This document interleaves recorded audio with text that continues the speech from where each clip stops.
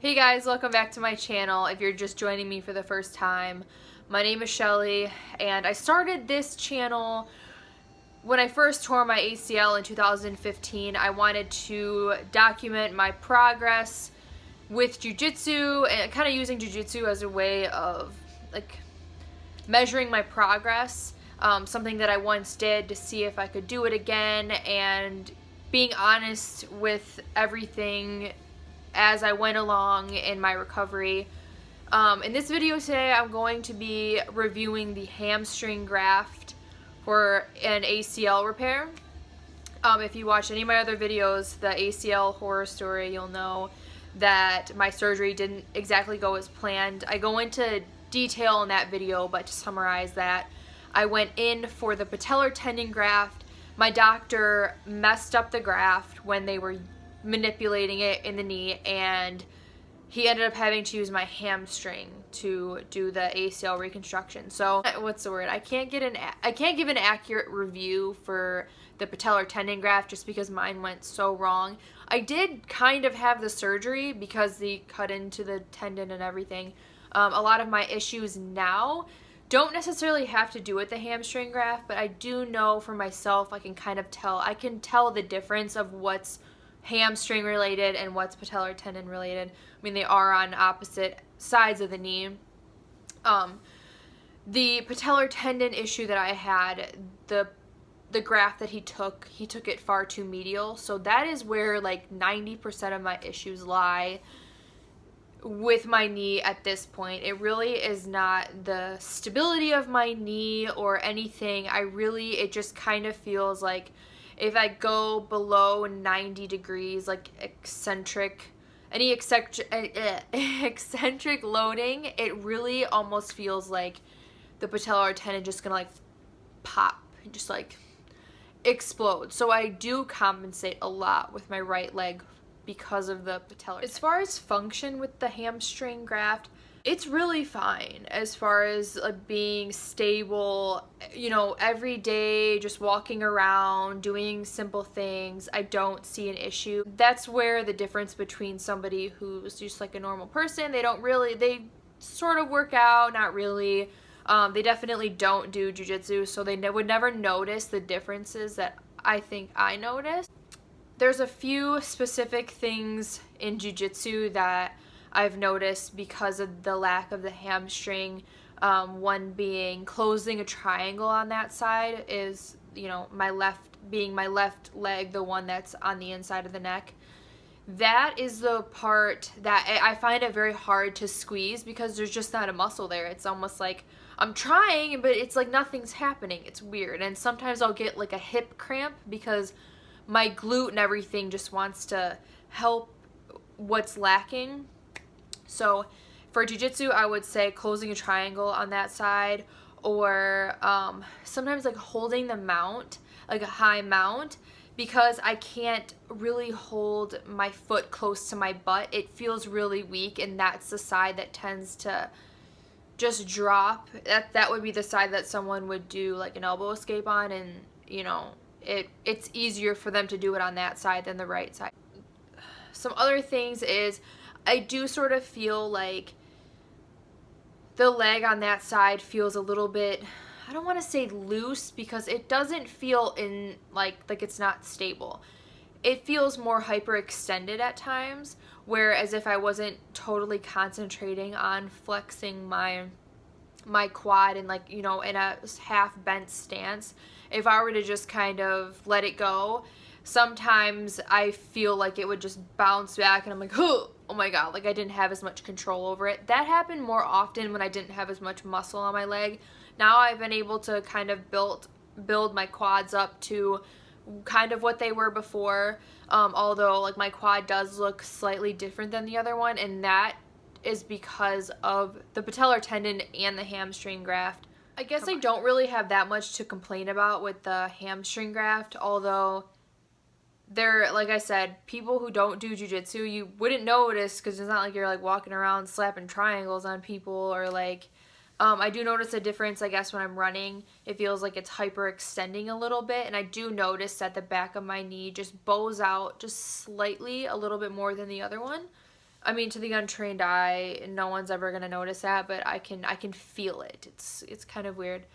I remember when I first got the graft done, I felt a lot of weird sensation between my inner thigh and the upper part of my calf. It almost felt like there were like strings pulling on the inside. It was a really eerie, creepy feeling. More, not so much, not painful. With the hamstring graft, I haven't experienced any pain except when I first got it done. The few days after that, like sitting on the toilet or like sitting on a hard chair with my thigh on the chair, that was painful, but I don't really experience pain with it, just more discomfort and just kind of weird feelings here and there. Yeah, my foot, I can only pretty much bring that up 90 degrees to my butt. I'll show you the difference. So this is the left leg, this is the one with the hamstring.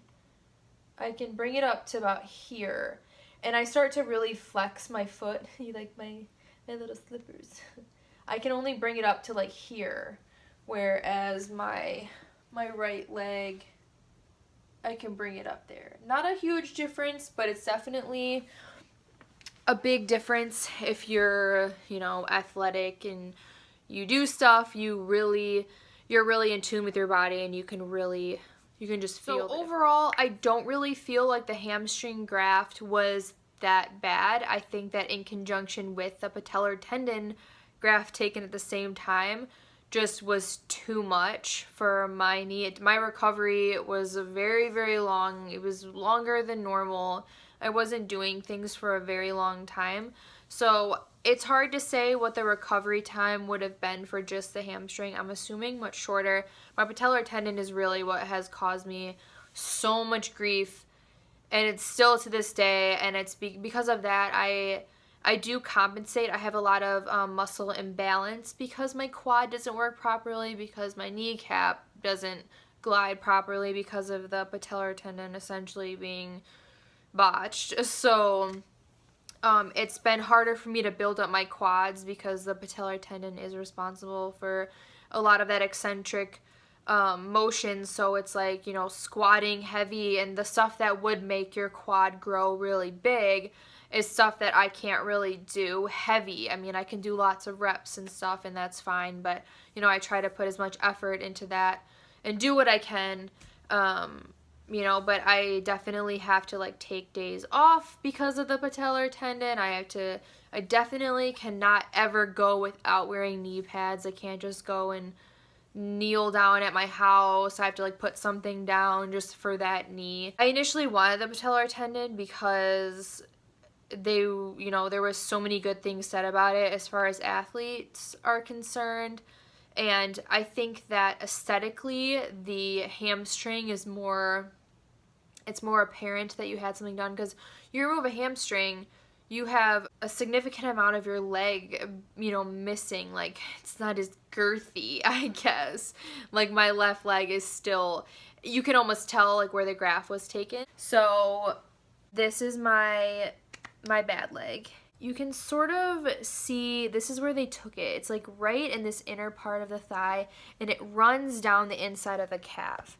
So a lot of aesthetic things that I've noticed is my inner, this is me nitpicking though, okay? So the inside of my calf right here doesn't have as much definition as the inside, this one. Like right where it meets my calf, like it used to go in a lot more. It doesn't really do that. My quads, because of this, I don't know if you can see the difference in my kneecaps. It's like really swollen in this area, and that's just from the patellar tendon. But I also think I can't really develop that much of the quad because I have a screw right here, and that's like my quad would come down to here, like how it does on this side. It's like much higher. It's kind of strange. When I also noticed that I have some pitting, it's called, and the pitting is from them taking the graft. It almost looks like cellulite a little bit, and I notice it when I'm working out and I'm trying to do hamstring curls. Like you can almost like see this like inner part.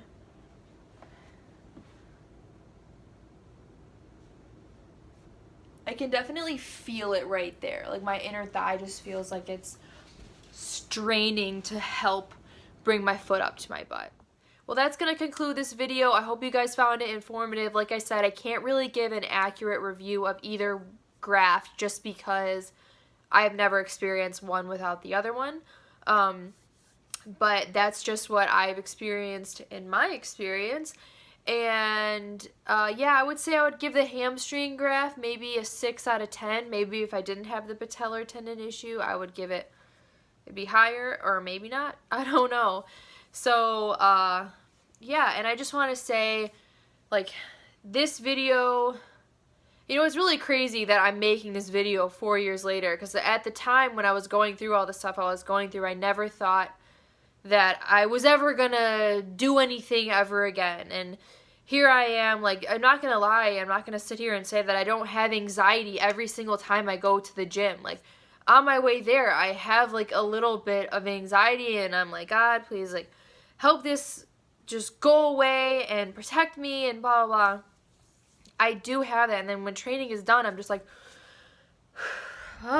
like another day, thank you God, unscathed, without an injury. But sometimes, you know, I do believe that God allows certain things like this to happen to really put that fire in you and that desire so you can show out and show the true heart and grit that you have inside of you. And without something like that, you wouldn't be able to show that.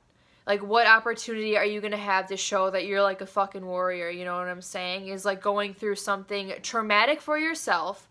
Some people say, oh, that's nothing, this happens, whatever. Whatever is for you, that's traumatic for you enough to make you show that fire, show that heart, that's good enough. Like, you know, some people, it might take more for them to do that. But I truly believe that. And all right, I'm going to end this video. And everyone, stay happy and healthy and take care of your bodies and never take them for granted.